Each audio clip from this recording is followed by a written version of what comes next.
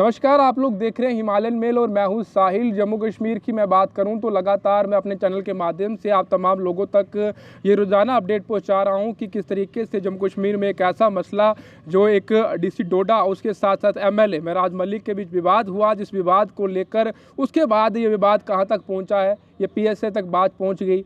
अब एक तरफ ये कहा जा रहा है कि पीएसए जो है नहीं लगना चाहिए था और दूसरी तरफ ये कहा जा रहा है कि जनाब कितनी एफआईआरें लगती, अब पीएसए लगना जरूरी था। आप देख रहे हैं डोडा में क्या हालत है। डोडा में इस समय मानो की कर्फ्यू जैसी हालत बनी हुई है और तमाम जो यूथ है जिन्होंने एमएलए महराज मलिक को वोट देकर जिताया, अपने एमएलए बनाया, वो जो है बाहर सड़कों पे हैं और आपने देखा होगा पुलिस पे पथराव हुआ और कई सारी चीज़ें वहाँ पर देखने को मिल रही हैं। और नेशनल कॉन्फ्रेंस के नेताओं से बातचीत हुई, आपने देखा बीजेपी के नेताओं से हमारी बातचीत हुई। अब कांग्रेस कैसे पीछे रह सकती थी, अब कांग्रेस से भी हम बातचीत करेंगे। इस समय हमारे साथ सीनियर कांग्रेस नेता बोधराज शर्मा मौजूद हैं, तो चलिए उनसे बातचीत करते हैं, जानने का प्रयास करते हैं। और इस वीडियो में आप इनका इंटरव्यू जरूर देखिएगा, क्योंकि जब ये बोलते हैं तो फिर ये रुकने का नाम नहीं लेते हैं और हमें मजबूरन आपको रोकना पड़ता है। सर, मैं सही कह रहा हूँ? सबसे पहले मैं आपका धन्यवाद करता हूँ सर जी, बहुत बहुत धन्यवाद। तो आपने बात की जम्मू कश्मीर के अंदर जो इस समय हालात पैदा हुए हैं, ये हालात पैदा हुए नहीं हैं, ये जानबूझ के किए गए हैं। क्योंकि जम्मू कश्मीर इस समय बड़ी आपदा की वजह से गुजर रहा है, चाहे वो बाढ़ की स्थिति हो, लैंडस्लाइडिंग की वजह से जम्मू कश्मीर के अंदर हर एक एरिया में बहुत बड़ा नुकसान हुआ है। जहाँ तक मैं समझता हूँ ये मुद्दा था नहीं, मुद्दे को बनाया गया। इसमें जम्मू कश्मीर की गवर्नमेंट भी इन्वॉल्व है और केंद्र सरकार के अधीन आने वाली एलजी गवर्नमेंट वो भी है, क्योंकि मुद्दे को डाइवर्ट करने के लिए एक महराज मलिक का मुद्दा ये बनाया गया है, ये मुद्दा नहीं था। कांग्रेस कैसे देखती है इसको? क्या लगता है ये पीएसए लगाया गया है, क्या पीएसए लगना था या एफआईआर मामूली इस पर कार्रवाई होनी चाहिए थी, कोर्ट तक ये बात पहुंचनी चाहिए थी, लेकिन पीएसए लगाकर एक एमएलए को जिसको इतने सारी जनता ने वोट देकर जिताया उसे जेल भेज दिया गया? सर जी, मैंने पहले ही आपको बताया ये मुद्दा नहीं था, क्योंकि जो भाषा का इस्तेमाल एमएलए साहब ने किया वो भाषा का इस्तेमाल भी नहीं करना चाहिए चुने हुए प्रतिनिधि को। जो डीसी साहब ने उसके ऊपर एक्शन किया वो भी नहीं होना चाहिए, क्योंकि पीएसए का जो पीएसए जिसके ऊपर लगाते हैं वो बहुत सारी अलग किस्म के केस होते हैं, क्योंकि वो पब्लिक सेफ्टी एक्ट जो लगाया उन्होंने वो नहीं होना चाहिए था। जब तक हमारा मानना है ये जम्मू कश्मीर की गवर्नमेंट और केंद्र सरकार के अधीन आने वाला एलजी की गवर्नमेंट, वो दोनों लोगों की जो जब बाढ़ की वजह से क्षतिग्रस्त हुए हैं, लोगों को राशन चाहिए, लोगों के मकान तबाह हो गए, लोगों के रोड डैमेज हो गए, बुरी हालत हो गई है, उसको मुद्दे को डाइवर्ट करने के लिए ये दोनों का हाथ है। ये दोनों कांग्रेस को लगता है ये गलत है? ये बहुत गलत है। कांग्रेस बाहर निकली है, कहा है कि गलत। हम लोगों की बात करते हैं, हम जनता की बात करते हैं, जनता के साथ जो हुआ है वो गलत है। मैंने पहले कहा महराज मलिक को भी ऐसी भाषा का इस्तेमाल नहीं करना चाहिए। और जो डीसी डोडा ने उसके ऊपर एक्शन किया है, एडमिनिस्ट्रेशन ने मिलकर एलजी साहब ने उसके ऊपर जो कार्रवाई की है वो कार्रवाई नहीं होनी चाहिए। एक चुने हुए नेता की जो बात है, क्योंकि वो ग्राउंड से जो लोगों की आवाज़, एमएलए चुने हुए एमएलए को लोगों की बात करनी होती है, वो तो अपने मसले, क्योंकि भाषा कहने का तरीका गलत हो सकता है, लेकिन महराज मलिक मैं चाहता हूँ कि पीएसए जो है वो उसके ऊपर नहीं लगना चाहिए, लोगों की बात करने वाला नेता। क्योंकि महराज मलिक तो अभी आप फ़ोन खोलोगे ना, सिर्फ महराज मलिक ही आ रहा है, महराज मलिक ही आ रहा है, तो लोगों की बात कहाँ है? जो लोगों के पास राशन नहीं है, लोगों के मकान तबाह हैं, अब उन लोगों की बात कौन करेगा? ये बड़ा सवालिया निशान है। हम लोग सरकार से अपील करते हैं कि लोगों की मुद्दों पे आना चाहिए, बातों जो लोगों को नुकसान हुआ है उनके ऊपर आएँ। और इस तरह ये गलत है, जो ऐसे महराज मलिक को भी पीएसए हटाना चाहिए और लोगों के काम के लिए जो चुने हुए नेता, ये तमाम नेता से हम बात कर रहे हैं, वो कह रहे हैं कि पीएसए हटाना चाहिए, लेकिन आम आदमी पार्टी तो रोड पे निकल रही है, प्रोटेस्ट कर रही है, कह रही है, लेकिन हमने ये नहीं देखा कि कोई अदर पार्टी जो है वो बाहर आके कह रही है हाँ भाई ये गलत है। क्योंकि इंटरव्यू में तो सब कह रहे हैं, आपने भी इंटरव्यू में कह दिया कि ये गलत है, ऐसा नहीं होना चाहिए, लेकिन ग्राउंड लेवल की अगर बात करें तो कोई तमाम लोगों के साथ नहीं है। अब डोडा के लोग इस समय सफ़र कर रहे हैं, वहाँ कर्फ्यू है, एक छोटी बच्ची की जान चलेगी, वो भी आपने देखा होगा। जब छोटी बच्ची की जान चली, इसकी जिम्मेवार कौन है? ये तो एडमिनिस्ट्रेशन है ना। मैं तो पहले ही आपको बोला कि जो लोगों के मुद्दे हैं उनके ऊपर बात होनी चाहिए, लोगों की जो नुकसान हुआ है उनके ऊपर बात होनी चाहिए। चाहे वो डीसी डोडा हैं, चाहे वो जम्मू की बात करें, रियासी की बात करें, जम्मू कश्मीर की बात करें, हर जगह बाढ़ की वजह से है। एडमिनिस्ट्रेशन चाहे वो एलजी साहब के अधीन आती हो, चाहे वो जम्मू कश्मीर के गवर्नमेंट के अधीन आती हो, दोनों के दोनों सरकारें इस समय मुद्दे को डाइवर्ट कर रहे हैं असली मुद्दा जनता का मुद्दा है।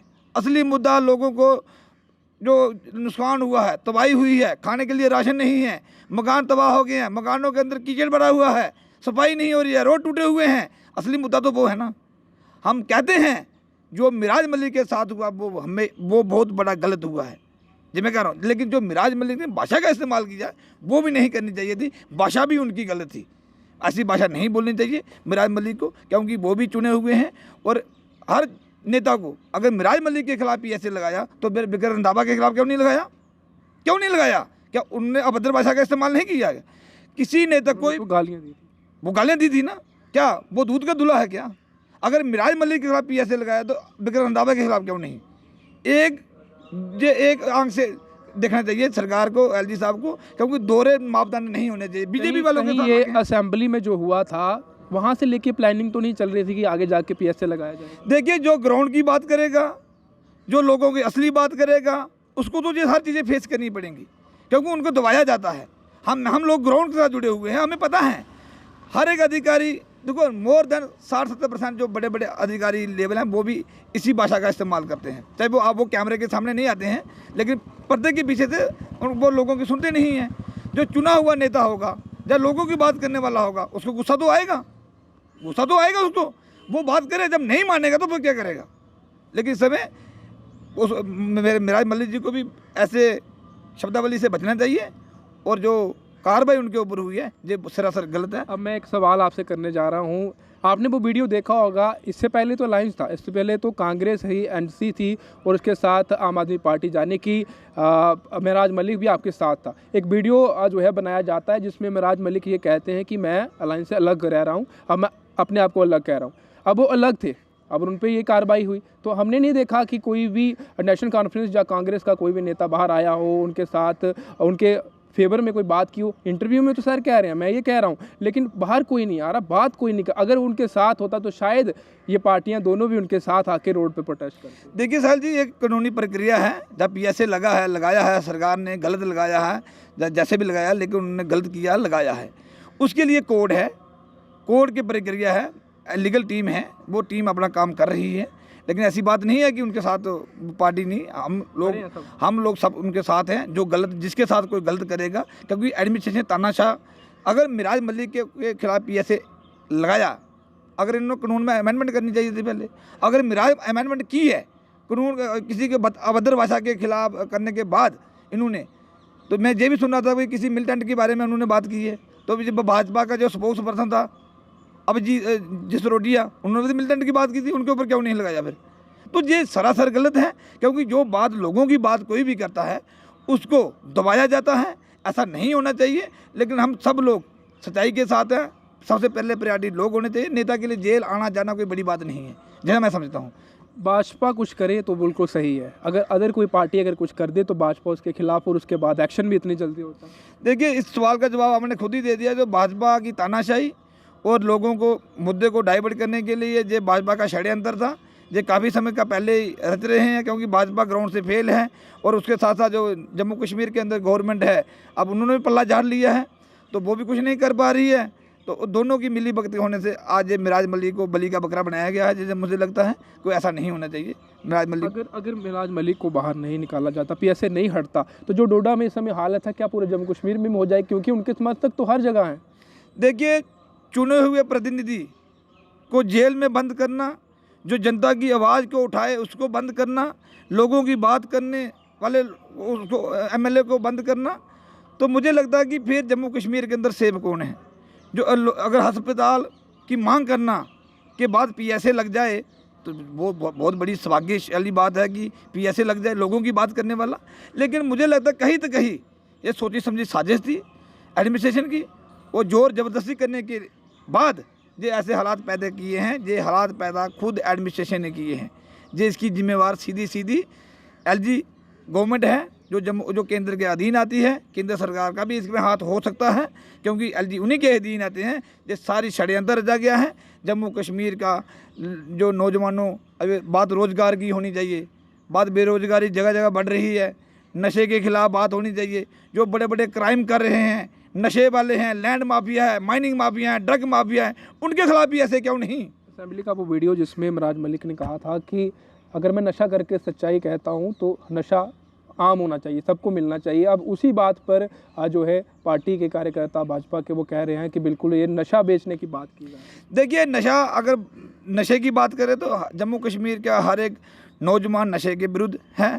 नशा आया कब, ये भी आप जानते हैं, जब 2000 विरुद्ध भी है और नशे की चपेट में भी है। जम्मू कश्मीर के नौजवान नशे की लत क्यों जा रहे हैं, क्यों, इस सोचने की बात है, बहुत बड़ा बात है। क्योंकि जम्मू कश्मीर के अंदर 2014 के बाद, साहिल जी आपने देखा होगा कि आप भी बड़े सीनियर पत्रकार हैं, 2014 से पहले जम्मू कश्मीर में चिट्टे का नाम किसी ने नहीं सुना था।